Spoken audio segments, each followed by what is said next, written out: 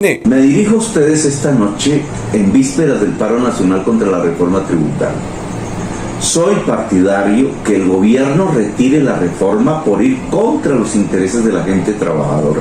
El paro no es para la violencia, no es contra la policía, no es para extender la enfermedad, es contra la reforma tributaria. Bueno, aquí tenemos al Petro persuasivo, al Petro que entiende a las personas que están cansadas de sus gobiernos, que los oprimen mediante los impuestos y que los invita a marchar, que los invita a no consumir, a no producir en el país y a darle un golpe al gobierno con tal de que no se apruebe una lesiva reforma tributaria versus el Petro furioso, el Petro de hoy. Maldito el parlamentario que a través de las leyes destruye la prosperidad de su propia tierra, de su propio pueblo. El Petro que está descontrolado porque no le aprobaron la segunda reforma tributaria. No quedó contento con la primera reforma tributaria que impuso su gobierno, que fue la más agresiva en contra de los bolsillos de los colombianos, que ha generado una disminución del 20% del recaudo tributario y ha generado una baja en la inversión y un golpe total a los medios de producción que se ven reflejados en el decrecimiento de la economía del país. Petro está furioso. Ya no le importa, ya no le interesa que el pueblo se manifieste, todo lo contrario, busca que el pueblo aplaude y pide impuestos. Claro, este es el discurso propio de la izquierda. Desde el Congreso, supuestamente luchaban por los derechos de los más vulnerables. Supuestamente bombardeaba de esta forma que se incendiara todo el país, que se detuviera la economía del país, que saliera a la primera línea y destruyera con el patrimonio público para obligar al gobierno a retirar la reforma tributaria de Carrasquilla porque iba en contra de la economía de los colombianos. Ese era el Petro que luchaba supuestamente por un cambio, que si se le daba el poder político desde el Ejecutivo, él iba a cambiar con esto. Él iba a acabar con toda esta corruptela, no iba a subir impuestos, no iba a agravar la economía de los colombianos y todo lo contrario, iba a propender porque el gobierno fuera del pueblo. ¡Qué engaño tan grande! Porque ya estando allí, desde la presidencia, pues dijo, no estoy contento con una sola reforma tributaria que acabó prácticamente con la economía de muchos, no. Tengo que ir por una segunda reforma. No importa que tenga una cantidad de personas incompetentes a mando de los ministerios, no importa que tenga sin ejecutar 150 billones de pesos, según lo denunciado por varios congresistas, según lo contestado por muchas entidades a través de derechos de petición, las mismas que dijeron que parte de este presupuesto se encontraba en fiducias. Lo dije en un video hace varias veces. No importa. O sea, esto es de público conocimiento. Pero no importa que la gente del común, todos sepamos que el dinero no se ha ejecutado, que está guardado en fiducias y aún así pretendiera otra reforma tributaria. No importa que los colombianos veamos la forma en que decrece la industria de los hidrocarburos, que es una de las que más atrae inversión extranjera, no importa. Entonces quería esta reforma para gravar más a estas inversiones, desestimulándolas, no importaba. Y en esto podemos hacer un paralelo. Mientras Colombia decrece su producción de hidrocarburos, Argentina la aumenta. Y los números en la economía de Argentina cambian. Ese es el problema de estos gobiernos.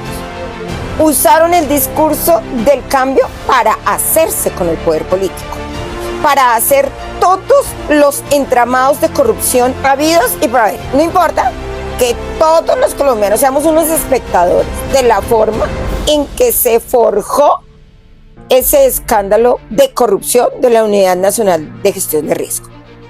A medida que van cayendo las personas que hicieron parte de ese entramado, nos damos cuenta que el famoso cónclave del que habló Olmedo López pues era real. Allí se dilapidaron 1.4 billones de pesos. Y resulta que Olmedo López, Sandra Ortiz, Sneider Pinilla, María Alejandra Benavides, cada vez que son citados, pues van diciendo exactamente lo mismo y van incluyendo y diciendo quiénes dieron la orden. El exministro Bonilla, Luis Fernando Velasco, Carlos Ramón González, todos miembros del alto gobierno. Es decir, que Petro, cuando decía que esas pocas personas que realizaban actos de corrupción pues eran unos infiltrados. No.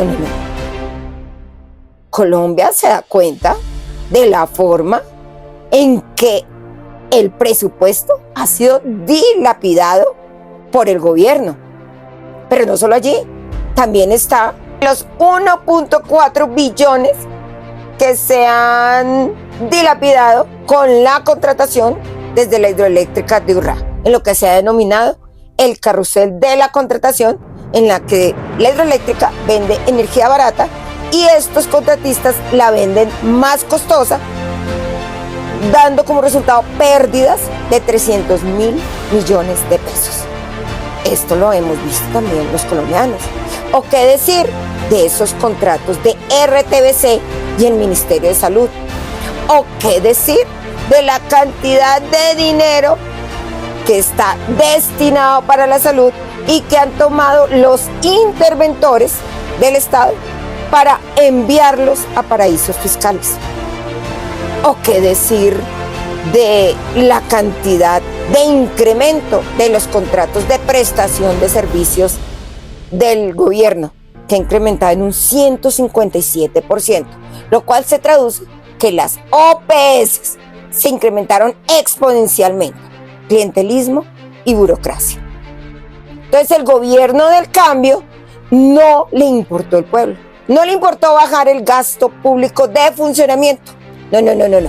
Ellos quisieron fue contratar a diestra y siniestra, crear cargos, crear embajadas, nombrar personajes como este. Nombrar al señor Mendoza de embajador, el que hizo el Matarife, porque salieron unas fotos de él desnudo con unas señoras. Las señoras no dicen que fueron a la fuerza, sino que les gustó el momento. Oiga, ¿cómo esperan que un gobierno libertario y progresista prohíba el amor? Este señor Daniel Mendoza, un absoluto depravado, que posiblemente será nombrado embajador en Tailandia. Puro clientelismo, pura burocracia, puro nepotismo y corrupción exponencial. No había cambio. Era una mentira.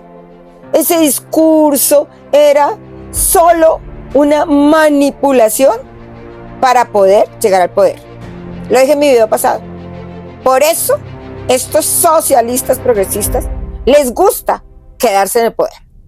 Porque ellos quieren las mieles de controlar todo y de poder robarse todo. Eso es lo que quieren. Y eso es lo que queda demostrado con esta furia del presidente y con todo el discurso de los congresistas del pacto y los ministros que se rasgan las vestiduras porque no fue aprobada la reforma tributaria.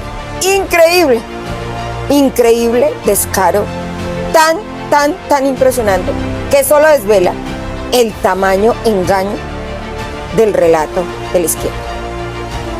Menos mal, no tuvimos los colombianos de regalo de Navidad más impuestos que se tradujeran en la falta de capacidad de pago, de compra y tributación de los colombianos. Feliz tarde.